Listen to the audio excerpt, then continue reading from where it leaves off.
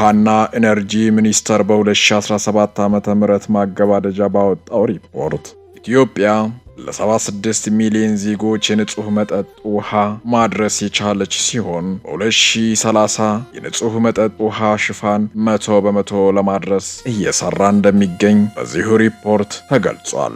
ይህንን ግብ ለማሳካት በተደረገ ጥረት ባለፉት 4 ዓመታት 17 ሚሊዮን ዜጎች የንጹህ መጠጥ ውሃ ተጠቃሚ ማድረግ ተችሏል። የተያዘውን ሀገራዊ ውጥን ለማሳካት እየተጉ ከሚገኙ ተቋማት መካከል አንዱ የአርባ ምንጭ ውሃና ፍሳሽ አገልግሎት ድርጅት ነው።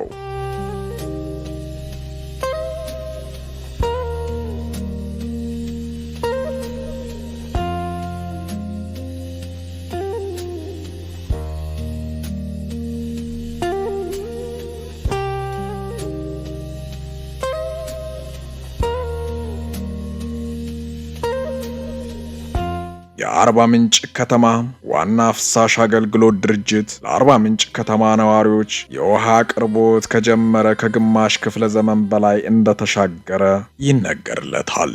አርባ ምንጭ የቀድሞ ጋሞ ጎፋ ጠቅላይ ግዛት ዋና ከተማ ሆና 1955 ዓ.ም ስትመሰረት አርባዎቹ ምንጮች ዋነኛ የንጹህ መጠጥ ውሃ ምንጭ ሆነው እስከ ዛሬ ዘልቀዋል።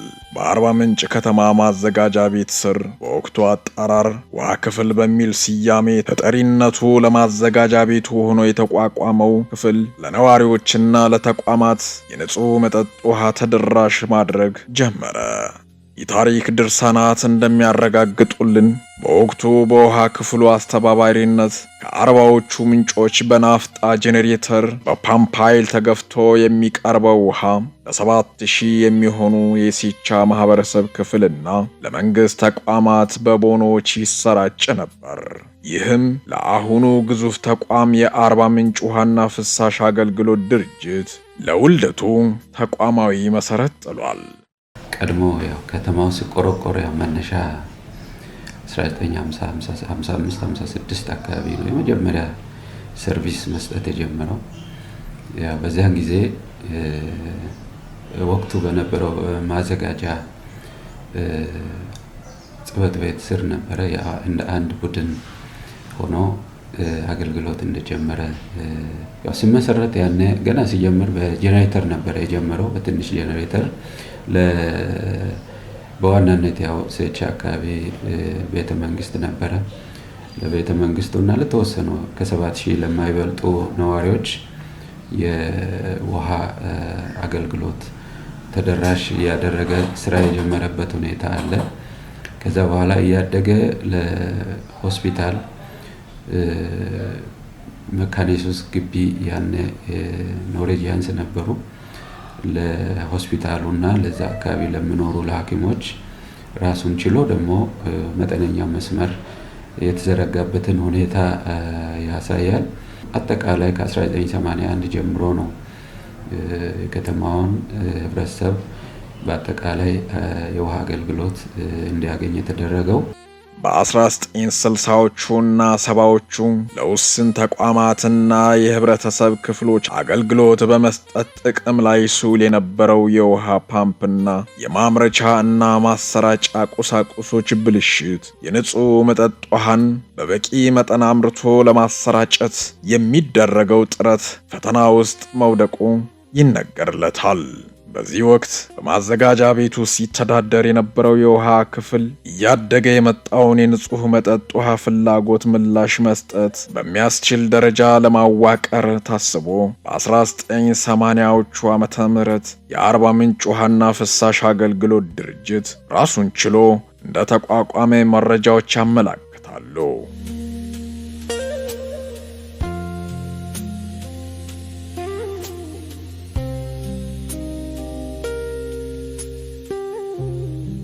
የአርባ ምንጭ ውሃና ፍሳሽ አገልግሎት ድርጅት ህብረተሰቡን በቅርበት እንዲያገለግል ራሱን ችሎ ከተዋቀረ በኋላ እያደገ ከሚሄደው የከተማው ህዝብ ቁጥር ትይዩ የውሃ አቅርቦቱን ማሳደግ የሚያስችል የተለያዩ የውሃ አቅርቦት ማሻሻያዎች አድርጓል።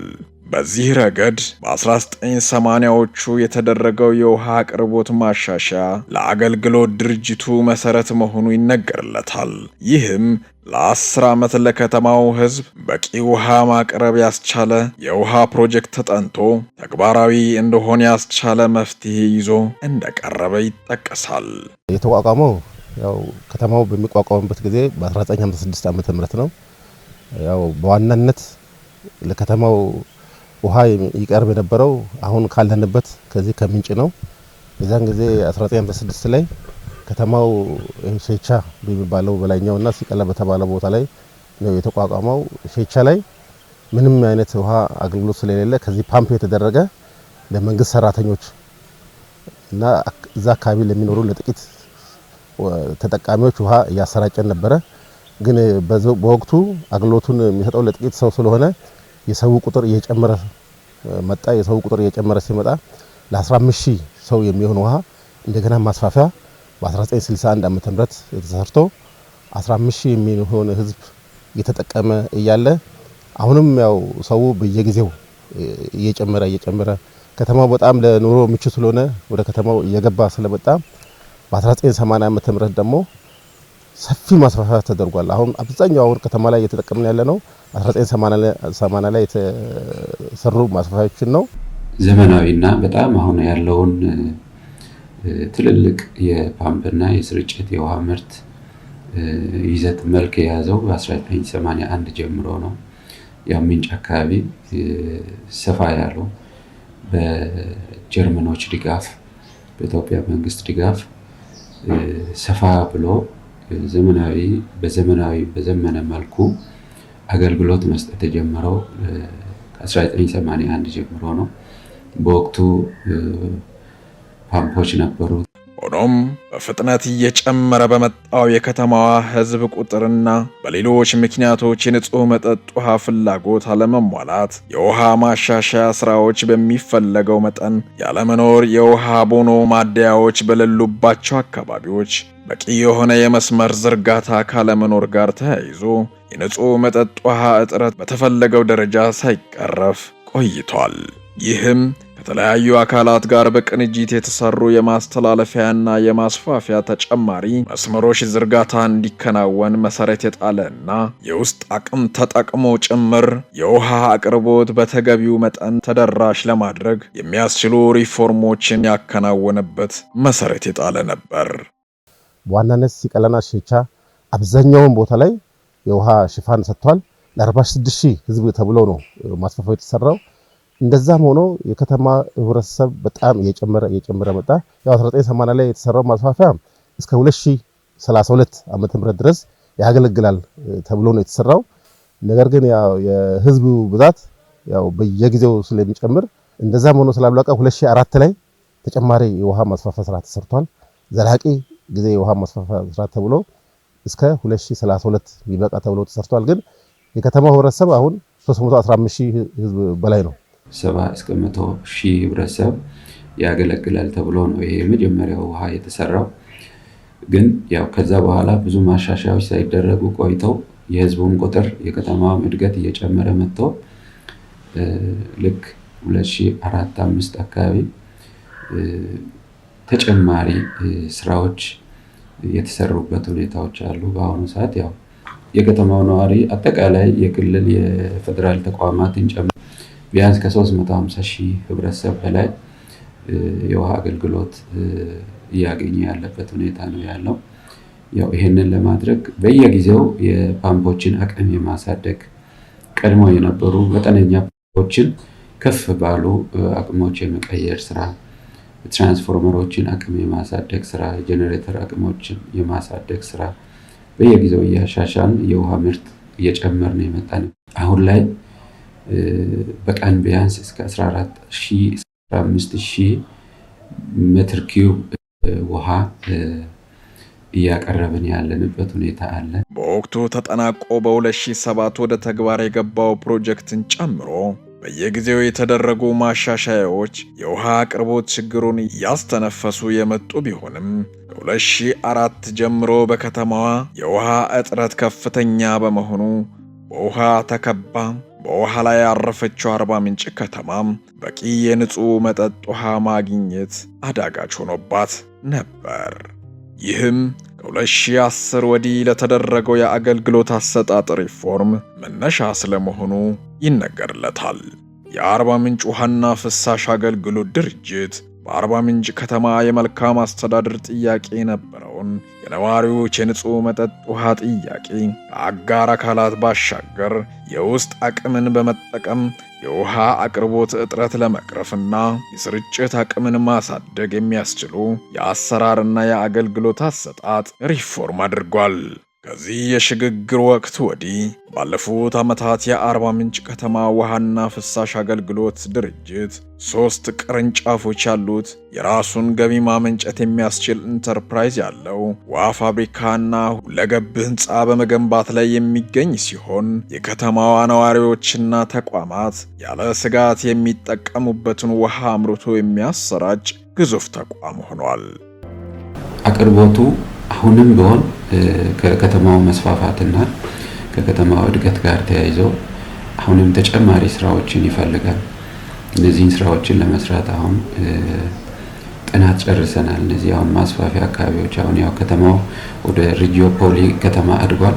እነዚህን ታሳቢ ባደረገ መልኩ አጠቃላይ የ30 ዓመት ወደፊት ከተማው ወዴት ከውሃም ከሳኒቴሽንም አንጻር የሚያስፈልጉ ፍላጎቶችን የመለየት በጥናት በአማካሪ አስጠንተን የጨረስንበት ሁኔታ አለ እና ያው ከዚህ በፊት ይታወቃል አርባ ምንጭ ውሃ ላይ ተቀምጣ ውሃ እየተጣማች ያለች ከተማ ነበረችና እንደተለምዶም ያው ቢጫ ባንዲራ ይባል ነበር። ቢጫ ጀሪካን ያው ከተወሰኑ ለውጦች እስከሚመጡ ድረስ ብዙ ውሃ ላይ ሆና ውሃ የምትጠማ ከተማ ነበረች እና አሁን ላይ በጣም ብዙ ማሻሻያ ስራዎች ተሰርተው ተጨማሪ ጥልቅ ጉድጓዶች 3 ጥልቅ ጉድጓዶች ተቆፍረው እነዚህም በተጨማሪነት ወደ አገልግሎት ገብተው ለውጥ ያመጣንበት ሁኔታ አለ።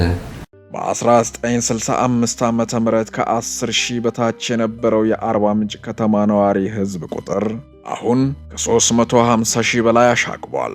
በሲቀላና ሲቻ ተወስኖ ከአንድ የእጅ ጣት ያነሱ የነበሩ የቀበሌያት ብዛት አሁን በክፍለ ከተማ ደረጃ አድገው በከተማ ክልል ውስጥ ያልተካለሉ ጊዞላ፣ ቦላ ጉርባ፣ ሻራ እንዲሁም ኖክሳይት የመሳሰሉ መንደሮችና ቀበሌያት ተካተውበት የውሃ ፍላጎቱም የዚያን ያህል ከፍ ብሏል።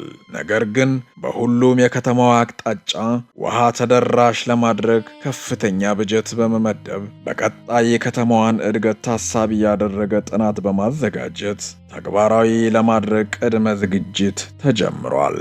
ሰፊ የውሃ ማስፋፊያ ጥናት እያስጠናን ያለ ነው። ያው ከተማው አሁን የክልል መቀመጫም እንደሆነ መጠን ወደታች እስከ ጊዞላ ወደ ላይም እስከ ቦላ ጉርባ ወደ ተባለው ወደዚህም ደግሞ እስከ ሻራ ዶሮጋ ድረስ ወደ ከተማ ክልል ስለገባ ይሄን ሁሉ ታሳቢ ያደረገ ለ30 ዓመት የሚሆን ሰፊ የማስፋፊያ ስራ፣ የገንዳ ግንባታ ስራ፣ የቦሮል ቁፋሮ ስራ በሚቀጥለው በ2018 ደግሞ ፈንድና ድጋፍ ወደ መፈለጉ እንሄዳለን። የአርባ ምንጭ ውሃና ፍሳሽ አገልግሎት ድርጅት የሚያሰራጨው ውሃና የሚመረተው ፍሳሽ የማስተዳደር ግዴታ አለበት። ነገር ግን ተቋሙ ይህንን ኃላፊነት ለመውሰድ ሰፊ ጊዜ ወስዶበታል። የአርባ ምንጭ ከተማ ውሃና ፍሳሽ አገልግሎት ድርጅት ፍሳሽ ማስተዳደር የጀመረው ከ2009 ዓ.ም ወዲህ ነው። ከዚያ አስቀድሞ የአርባ ምንጭ ከተማ ማዘጋጃ ቤታዊ አገልግሎት ያስተዳድር ነበር። በ2009 ዓ.ም የፍሳሽ አስተዳደር ኃላፊነት ለተቋሙ ከተሰጠው ወዲህ ከግለሰብ ንግድና መንግስታዊ ተቋማት የሚመረቱ ፍሳሾችን አወጋገድ የተሳለጠ ለማድረግ ስራ ክፍሉን በዳይሬክቶሬት ደረጃ በማዋቀር እንቅስቃሴ ሲያደርግ ቆይቷል። የፍሳሽ አገልግሎት ከ2009 ጀምሮ በአዋጅ ስልጣኑ ተሰጥቶናል። ከዚህ ቀደም ውሃና ፍሳሽ ነው የሚለው ግን የውሃውን ሰርቪስ ብቻ ነበር ስንሰጥ የነበረው። ከዚህ ቀደም በመዘጋጃ ስር ነበረ የደረቅ ቆሻሻና ፍሳሽ ቆሻሻ የነበረው። ከዛ ከ2009 ዓመተ ምህረት ጀምሮ የፍሳሽ አገልግሎት በአዋጅ ለውሃና ፍሳሽ አገልግሎት ተሰጥቶት የፍሳሽ አገልግሎቱን ስራ እየሰራን እንገኛለን። 2013 ጀምሮ 5 የጋራ መጸዳጃ ቤት፣ 5 የህዝብ መጸዳጃ ቤቶችን ገንብተንም ስራ አጥ ወጣቶችን በማደራጀት ወደ 45 የሚሆኑ ስራ አጥ ወጣቶች ሴቶችን፣ አካል ጉዳተኞችን ያካተተ የስራ እድል ፈጠራም እየተሰራ ነው የሚገኘው። በርካታ ስራዎችን ነው የሚሰራው። አንደኛ በከተማ ውስጥ የሚገኘው የፍሳሽ አገልግሎት ምን ይመስላል፣ ሆቴሎች ላይ ያለው የፍሳሽ ሁኔታ እንዴት ነው የሚወገደው፣ ኮንዶሚኒየም አካባቢዎች ያሉ የፍሳሽ አወጋገዶች እንዴት ነው የሚወገደው የሚለውን ክትትል ቁጥጥር በማድረግ ኮንዶሚኒየም ላይ ተጨማሪ ሶካዊና ሴፕቲክ ታንክ በመገንባት ኮንዶሚኒየም አካባቢ ያሉ ችግሮችን እየቀረፍን እንገኛለን። በተጨማሪም የውሃና ፍሳሽ አገልግሎት ድርጅት የፍሳሽ አገልግሎት እየሰጠ ነው የሚገኘው። በድርጅቱ 2 ቫክዩም ትራክ በዓለም ባንክ ድጋፍ ተደርጎልን ለኮሚኒቲው የፍሳሽ የማንሳት ስራውን ለከተማው ህብረተሰብ እየሰጠ ነው የሚገኘው። ብዙ የጋራና የህዝብ መጸዳጃ ቤቶች እንደ ከተማ እየተሰሩ ያሉበት ሁኔታ አለ። አጠቃላይ ከዚህ በፊት ያው የከተማው ፍሳሽ ከከተማ ወጣት ተብሎ ያው ጫካ ውስጥ ነበረ እየተደፋ የነበረው። ይህንን ለማስቀረት ደግሞ ዘመናዊ የፍሳሽ ማከሚያ ተቋም ግንባታ ከግማሽ ቢሊዮን ብር በላይ በሚያወጣ ወጪ ግንባታው አሁን ወደ 30% የደረሰበት ሁኔታ አለ ጊዞላ አካባቢ። እነዚህ ግንባታዎች በቅርቡ ሲጠናቀቁ አጠቃላይ የከተማው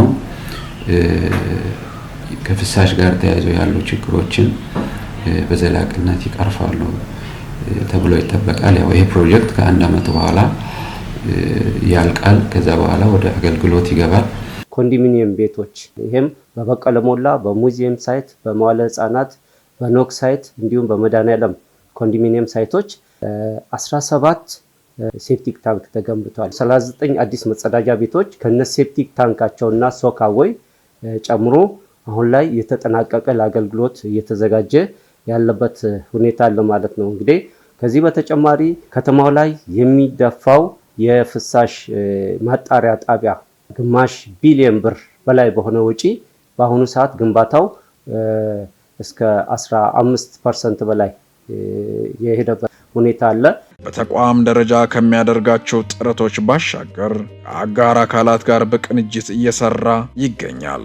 ከውጭ ኢምፖርት ተደርጎ የመጡ ከፍተኛ ቁጥር ያላቸው የቧንቧ፣ የመገጣጠሚያ፣ የቆጣሪ፣ የቫልቮች ውሃ የሚመረተውና የሚሰራጨውን ኮንትሮል ለማድረግ ወይም ለመቆጣጠር የሚያስችሉ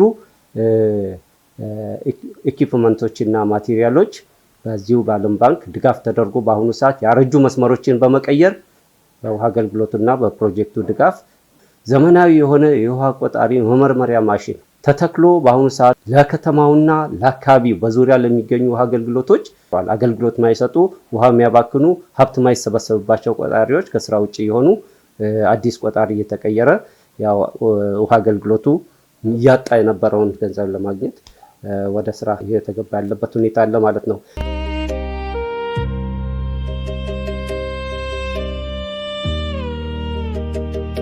የአርባ ምንጭ ውሃና ፈሳሽ አገልግሎት ድርጅት ለከተማዋ ሕዝብ በከፍተኛ በጀት የውሃና ፈሳሽ አገልግሎት እያሟላ ይገኛል። ድርጅቱ ለሚያከናውነው የውሃና ፈሳሽ አገልግሎት መሰረተ ልማት ማሟያ የሚሆን የፋይናንስ አቅርቦት ወሳኝ ነው።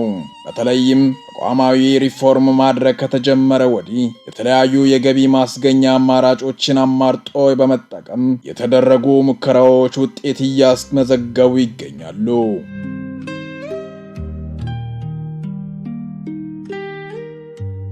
በዚህ ረገድ በ2013 ዓ.ም የአርባ ምንጭ ጠቅላላ ስራ ተቋራጭና ውሃ ስራዎች ኮንስትራክሽን ደረጃ 1 ድርጅት ተቋቁሞ በመጠጥ ውሃ ግንባታና ጥቅል ጉድጓዶ ቁፋሮ፣ በመስኖ ተቋማት ግንባታና በጠቅላላ ግንባታ ዘርፎች በአጭር ጊዜ ውስጥ አመርቂ ተግባር በመፈጸም ለውሃ ልማት ስራዎችም ሀብት ከማመንጨት ባሻገር በኮንስትራክሽን ዘርፍ ሀገርና ወገኑን እያገለገለ ይገኛል። በመጠጥ ውሃ በመስኖ ግንባታ አሁን ላይ ደግሞ በጠቅላላ ተቋራጭነት ደረጃ 3 ፈቃድ አውጥተን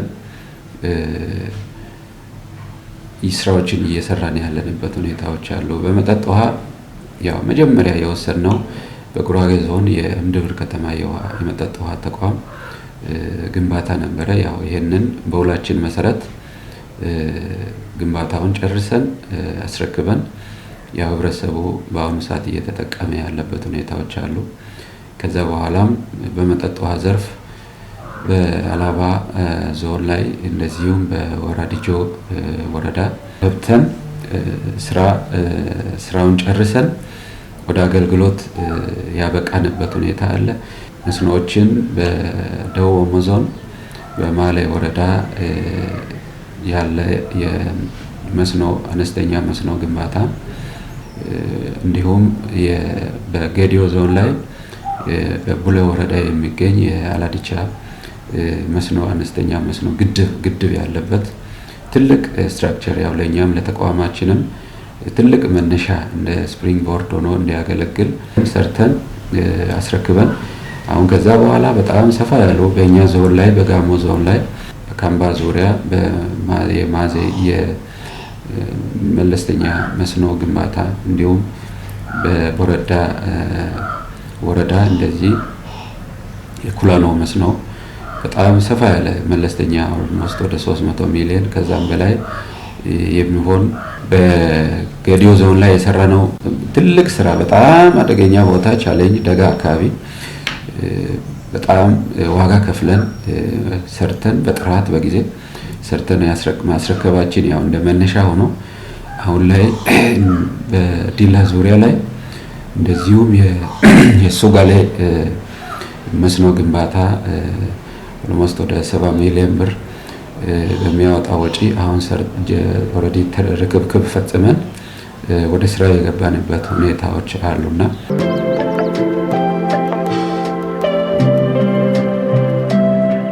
በመጠጥ ውሃው ዘርፍ በመስኖው ዘርፍ እና በግንባታው በጠቅላላ ስራ ግንባታ ዘርፍ ላይ ተሰማርቶ ይገኛል። በዚህም በ4 ዓመት ውስጥ 10 የአጠቃላይ 10 ፕሮጀክቶችን ሰርተናቸዋል። ከ10 ውስጥ 2ቱ የመጠጥ ውሃ ፕሮጀክቶች ናቸው። 5ቱ ደግሞ የኢሪጌሽን ፕሮጀክቶች ናቸው፣ የመስኖ ግንባታ ፕሮጀክቶች ናቸው። 2ቱ ደግሞ የጠቅላላ ስራ ተቋራጭ ዘርፍ የወሰድናቸው 2 ናቸው።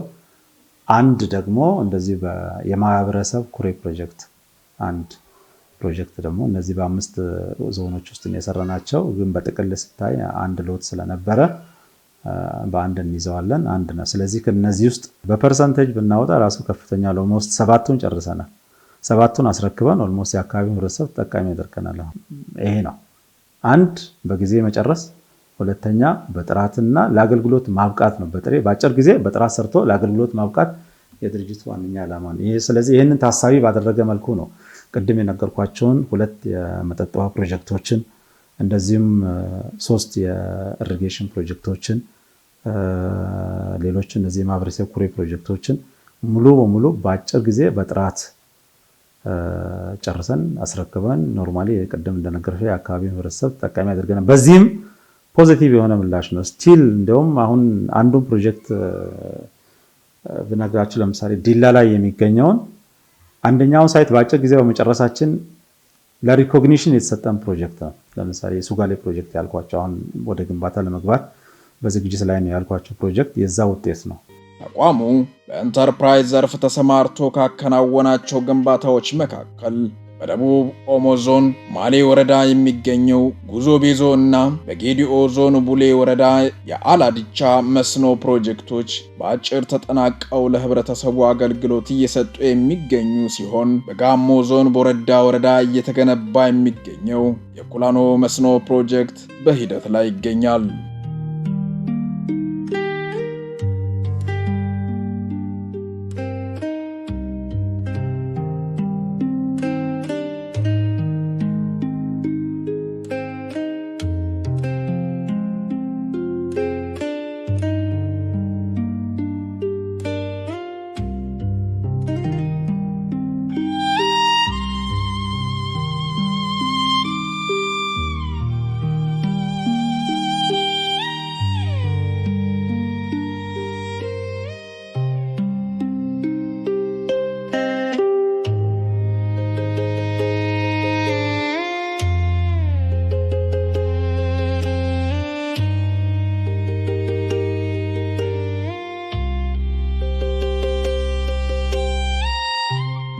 የተቋሙን የገቢ አማራጮች ለማስፋት የተከናወኑ ተግባራት በዚህ ብቻ የተገደቡ አይደሉም። ግንባታው በመካሄድ ላይ የሚገኘው ባለ 6 ወለል ህንፃ አርባ ምንጮችን ለቱሪዝም አገልግሎት ማዋልና አርባ ምንጭ ውሃ ማሸጊያ ግንባታ አገልግሎት ድርጅቱ የገቢ አማራጮችን ለማስፋት የያዛቸውና በሂደት ላይ ያሉ ፕሮጀክቶች ናቸው። በዚህ ረገድ ከ500 ሚሊዮን ብር በላይ ካፒታል ግንባታው የተከናወነ የሚገኘው የአርባ ምንጭ ውሃ ማሸጊያ ፋብሪካ በልዩነት ይጠቀሳል። ይህ ፋብሪካ የገቢ አማራጭ ብቻ ሳይሆን ተወዳጁ የአርባ ምንጭ ውሃ በቅርብም በሩቅም ላሉ ተጠቃሚዎች ባለው ጥራት አሽጎ ከማቅረብ ባሻገር የፋብሪካውን ባለቤትነት ለህብረተሰቡ ለማካፈል ሕጋዊ ሂደቶችን አጠናቆ ወደ ገበያ እየገባ በመሆኑ በአንድ ድንጋይ ሁለት ወፍ ከሚለው ብሂል የላቀ ጥቅም አለው።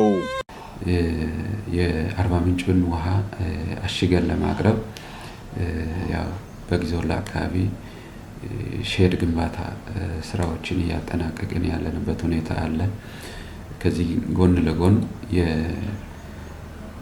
የፍቃድ ሂደቶችን ያው ሕጋዊ የንግድ ፍቃዶችን ሌሎች ተጨማሪ ስራዎችን እየሰራን ኦልሞስት አሁን እነዚህን ደረጃዎችን ጨርሰን ለምን የህብረተሰቡን ባለቤት ያላደረገ ፕሮጀክት ዘለቄታ እንደማይኖር የተቋሙ ስራ አመራር ቦርድ ባስቀመጠው አቅጣጫ መሰረት ለህብረተሰቡ 35%ን ሼር ለህብረተሰቡ እንዲሸጥ 15% የሚሆን ለህብረተሰብ ተወካይ ለሆነው የጋሞ ልማት ማህበር የከተማ አስተዳደሩን የሚወክለው የአርባ ምንጭ ውሃና ፍሳሽ አገልግሎት ድርጅት ተቋም 50%ን ሼር እንዲይዝና ስራ እንዲጀምር ያው በተቀመጠው አቅጣጫ መሰረት አሁን ሁሉንም ፕሮሲጀሮችን ጨርሰን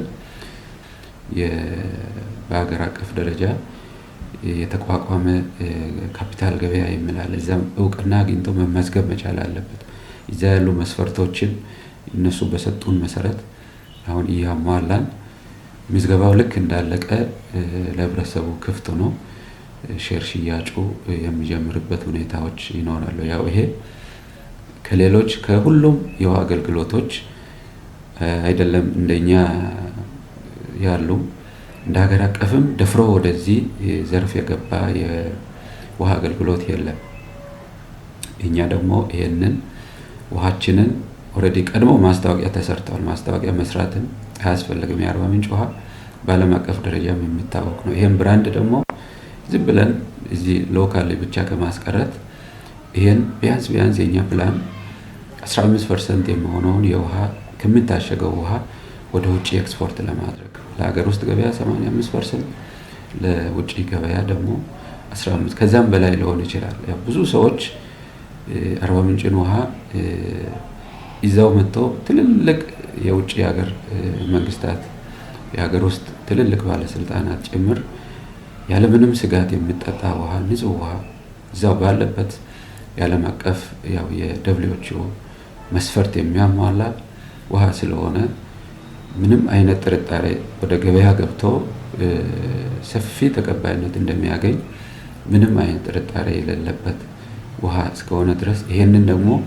እንዴት አድርገን አካባቢውንም እናስተዋውቅ፣ ጎን ለጎን ደግሞ ተቋሙ የከተማ ህብረተሰብ የዞኑ ህብረተሰብ ከዚህ እንዴት ተጠቃሚ መሆን መቻል አለበት የሚለውን ነገር ትልቅ ኃላፊነት ወስደን ወደ ስራ ገብተን አሁን ፍቃድ ካፒታል ገበያ የሚሰጥ እውቅና ብቻ እየጠበቅን ያለንበት ሁኔታ አለ። እሱ እንዳለቀ ወደ ለህዝቡ ክፍት አድርገን ወደ ስራ የምንገባበት ሁኔታ ይኖራል። የአርባ ምንጭ ከተማ ውሃና ፈሳሽ አገልግሎት ድርጅት በኢንተርፕራይዝ ደረጃ የሚገኘውን ሀብት መልሶ ህዝቡን ከሚያገለግልባቸው ዘርፎች መካከል አንዱ የፈሳሽ አስተዳደር ነው።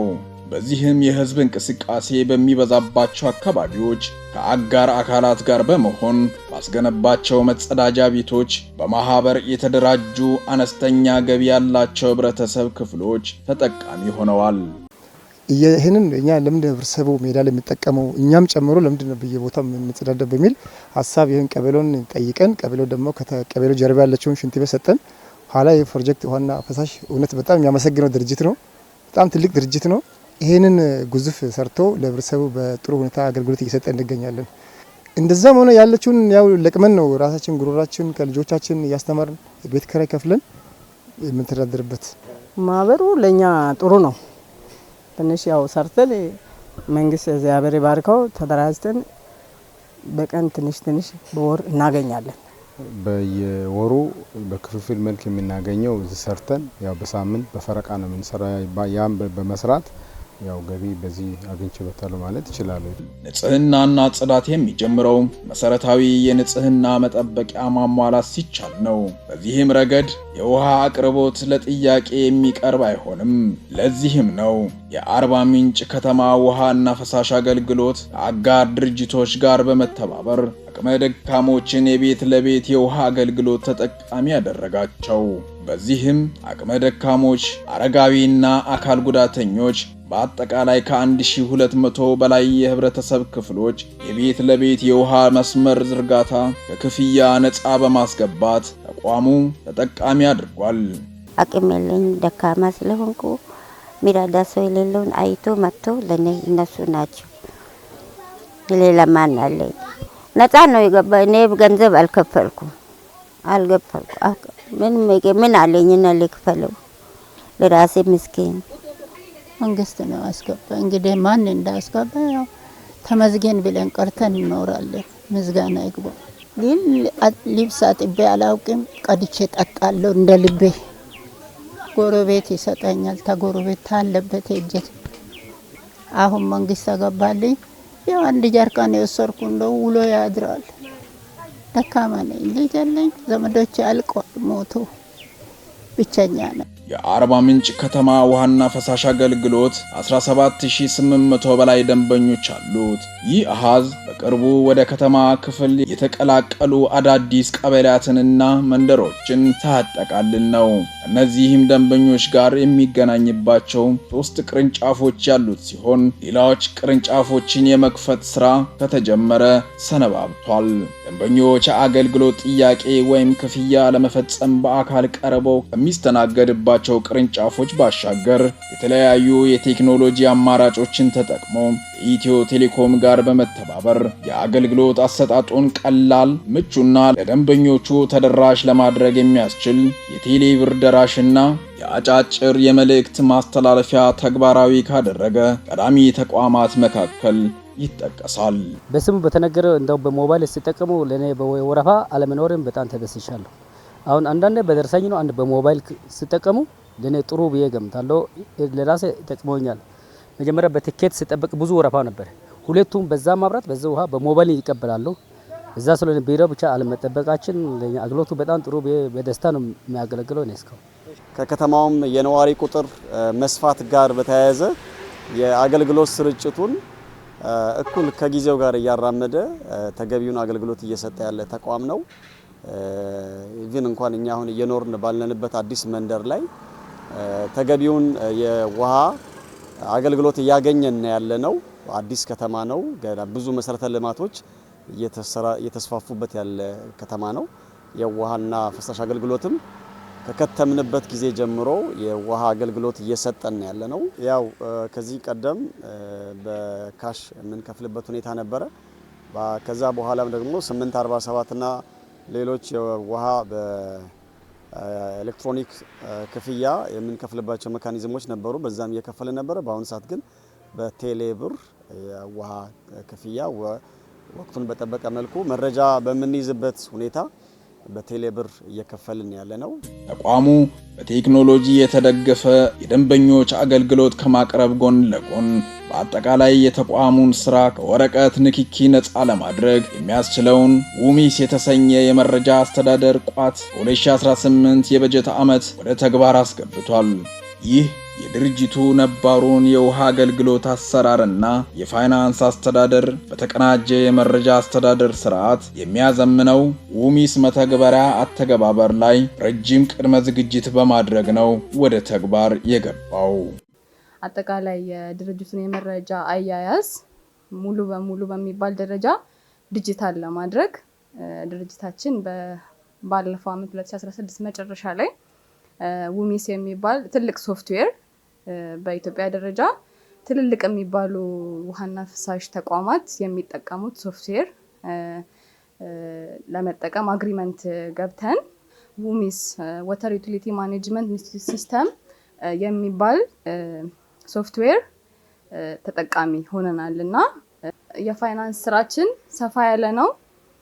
ክፍያዎች አሉ፣ ግዢዎች አሉ፣ ሌሎች የገንዘብ ትራንስፈር አሰራሮች አሉ እና ባሉን የፋይናንስ ባለሙያዎች መጀመሪያ ማኑዋሊ ሲሰሩ የነበረውን ነገር ወደ ሲስተም ማይግሬት እያደረግን ያለ ነው። 4 ወር የፈጀ የዳታ ማይግሬሽን ስራ ሰርተናል። የፋይናንስ ሙሉ ለሙሉ ጨርሰን ለ2018 በጀት ዓመት ነገሮችን አስተካክለን የጨረስንበት ሁኔታ ነው ያለው። ሲስተሙ ሲሰራ እያንዳንዱ ስራ እያንዳንዱ ዩቲሊቲ ወይም ተቋም የሚሰራው ስራ ሰነድ ተዘጋጅቶ ትንተና ተደርጎበት ነው ይህ ሲስተም የተዘጋጀው። ያ ማለት እያንዳንዱ ደንበኛ ፍጆታው፣ የቆጣሪ ቁጥር፣ እነዚህ ስሞች፣ ሁሉም ነገር ካለበት ሌጀር ተነስቶ ወደ ቴሌክላውድ ማይግሬት ተደርጎ ነው ወደ ስራ የተገባው።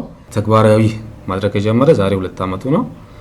1 ዓመት ሙሉ የስልጠናና የትግበራ ስልጠና በሁሉም ስራ ክፍሎች የተደረገ ቆይቷል እና ለ1 ዓመት የዘለቀው ይህ የትግበራ ስልጠናው በሁሉም ስራ ክፍሎች በሚለው በ5 ተከፍሎ ስልጠና ትግበራ የተሰጠ ቆይቷል።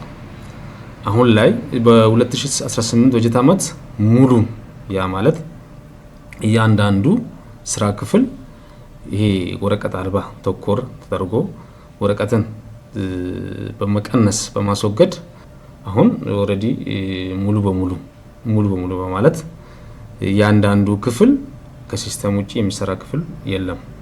የአርባ ምንጭ ውሃና ፈሳሽ አገልግሎት ድርጅት ከ60 ዓመታት በላይ ባደረገው ጉዞ ከአነስተኛ አገልግሎት ሰጪ ክፍሎች ተነስቶ በመቶዎች የሚቆጠሩ ሰራተኞችን የሚያስተዳድር 5 ቢሊዮን የሚበልጥ ውስጡ አገልግሎት መስጫ ኢንተርፕራይዝ እና ሁለገብ ተቋም ያቀፈ ወደ ግዙፍ ተቋምነት ተሻግሯል። በዚህ ሂደት በመንግስት ድጎማ ተላቆ በፋይናንስ ራሱን ከማስተዳደር አልፎ ከፍተኛ ኢንቨስትመንት የሚጠይቁ የውሃ ልማት ተግባራትን በማከናወንና ፈሳሽ አገልግሎትን የተሻለ ደረጃ ማድረስ ችሏል። ይሄ ተቋም በራሱ ገቢ የሚተዳደር ነው። ተጨማሪ ከመንግስት የሚደረግ ድጎማ ሌሎች እንትኖች የሉትም። በራሱ ገቢ ደግሞ ውሃ በመሸጥ ብቻ ይሄ አሁን እየመጣ ያለውን የፍላጎት የህዝብ ፍላጎት የእድገት ፍላጎት መሸፈን ስለማይችል ያው እንደሚታወቀው በጣም የውሃ ኢንቨስትመንት ትልቅ ገንዘብ ይፈልጋል እና ይሄንን ለማሟላት እነዚህን ስራዎችን ጎን ለጎን እየሰራን መደበኛ ስራዎቻችንንም ደግሞ በአግባቡ እየሰራን ሁለቱንም እያስገድን ያለንበት ሁኔታ አለ። ከቅርብ ጊዜ በኋላ ወዲህ ደግሞ ተቋሙ ሰፊ የሆኑ ከ70 ሚሊዮን ብር በላይ ፓምፖችን በቂ ስቶክ የያዘበት ሁኔታ አለ። ከ22 ሚሊዮን ብር በላይ አሁን ደግሞ ጄኔሬተሮችን ከዚህ በፊት ያሉ ጄኔሬተሮች አቅማቸው አነስተኛ ነው ያሉ ፓምፖችን ራሱ ለማንቀሳቀስ አቅማቸው በጣም ደካማ ስለሆነ ጄኔሬተር ብቻ በ22 ሚሊዮን ብር በመግዛት ፓምፖችን ቢያንስ ከ100 ሚሊዮን ብር በላይ ወጪ በማድረግ ይሄ ተቋም እንደዚህ አይነት ከዚህ በፊት ደሞዝ ለመክፈል የሚቸገር ተቋም ነው። አሁን ይሄንን አቅም ፈጥሮ እነዚህን ስራዎችን አቀናጅተው በመምራት እንደ ተቋም ያሉ የበጀት ክፍተቶችን እየሸፈነ ለሌላው ድጋፍ እያደረገ ያለበት ሁኔታዎች አሉ እና ተቋሙ አሁን ላይ በጣም አገልግሎቱን ተደራሽ ለማድረግ ብዙ ስራዎችን እየሰራ ያለበት ሁኔታ አለ። አሁን ቅርንጫፎችን እያሰፋን ያለንበት ሻራም አካባቢ፣ በዚህ ጊዜውላም አካባቢ ተሻግሮ ዶርጋም እነዚህ አሁን ተጨማሪ ቅርንጫፎችን የመክፈት ስራና አገልግሎቱን ለህዝቡ ተደራሽ ለማድረግ በርካታ ስራዎችን እየሰራ ያለበት ሁኔታዎች አሉ። አሁን በቋሚነት ብቻ ከ135 በላይ ሰራተኞች አሉት የተቋም። እነዚህ ጊዜያዊ ሰራተኞች ቢያንስ ከ40 በላይ የሚሆኑ ጊዜያዊ ሰራተኞችን አቅፎ የሚሰራ ተቋም ነው። ይህን ተቋም ደግሞ ከዚህ የበለጠ ለመስራት አሁን የ5 ዓመት ስትራቴጂክ ፕላን እንዴት የተቋም ከዚህ የበለጠ መስራት አለበት የሚል ጥናት እያስጠናን ያለንበት ሁኔታዎች አሉ። የከተማዋን የረጅም ዓመት እድገት ታሳቢ ያደረገ አቅርቦት እንዲኖር አስጠንቶ ለዚህም የሚሆኑ ገቢ ማመንጫ ፕሮጀክቶችን በስፋት እያከናወነ ይገኛል። ጋን በጠጠር ይደገፋል እንዲሉ ተቋሙ በተለይም ከቅርብ ጊዜ ወዲህ እያከናወነ የሚገኘው እንቅስቃሴ እንደ ሀገር ኢትዮጵያ ለዜጎች ንጹህ ውሃን ተደራሽ ለማድረግ የምትንቀሳቀሰውን ጉዞ ይደግፋል እያልን ፕሮግራማችን በዚሁ ጨረስን። ሰላም።